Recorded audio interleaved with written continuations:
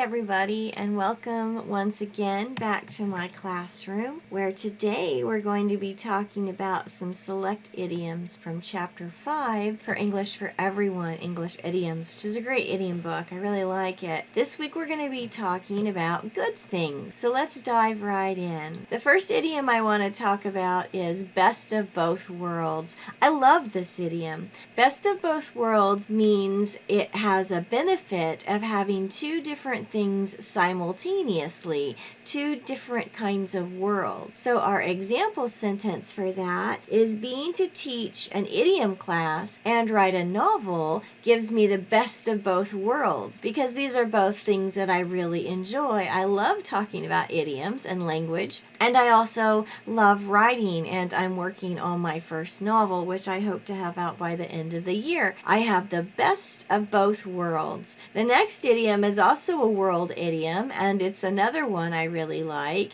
and it means admires greatly. This idiom is thinks the world of, because the world is such a very important place, right? Our world is our universe. And so when I think the world of something or someone, this means that I admire that thing or person greatly. So here's my example sentence. I think the world of G-Man for all he has accomplished so far in school, and I know he will continue to succeed. This is a great idiom, thinks the world of. Try using this one in your life this week. The next one is another world idiom, and it's out of this world. I like out of this world.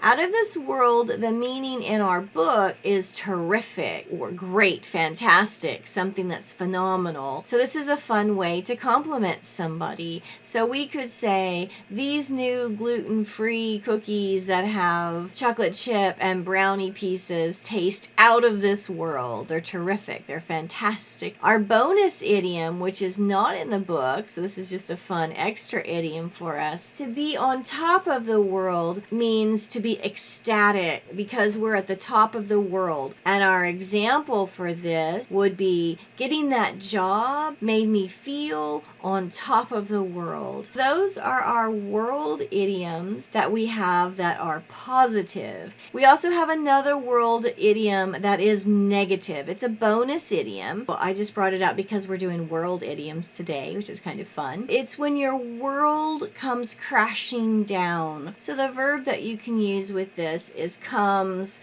or the be verb. So my world is crashing down, my world was crashing down. And it means disaster or negative result.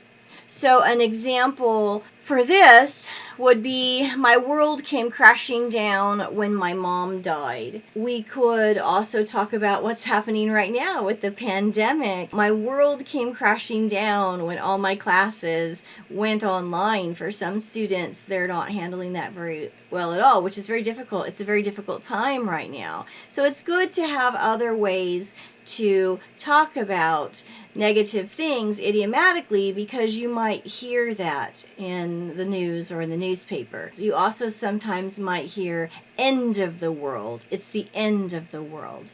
But because this is good things, let's switch back to a positive idiom from our book, which is be to die for. And this is a little confusing because usually death is negative, as in the previous slide, when my world came crashing down when I had a death, we think of death as something negative. But in this case, and it's idiomatic, so you have to keep all the words together in this language chunk, it is be to die for. It is to die for. And that is amazing or fantastic. And it's a little confusing because it's negative, but it's actually used positively. Often we use it for something silly, like these cookies are to die for. We're not really going to die for cookies, right? Nobody's going to give up their life for a gluten-free brownie chocolate chip cookie. But we can use this idiomatic language as hyperbole to really say that something is amazing or fantastic.